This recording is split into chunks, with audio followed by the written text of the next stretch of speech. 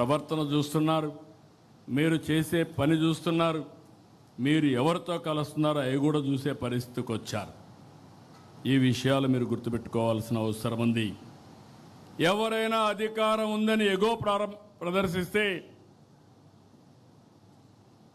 భవిష్యత్తులో నష్టపోయేది మీరు, పార్టీ.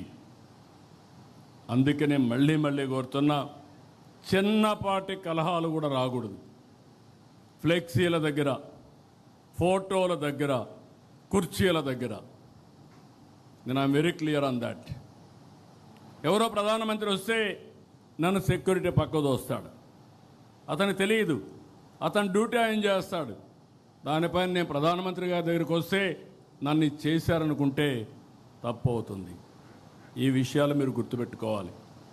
నేను చాలాసార్లు చూస్తున్నా ఇవన్నీ.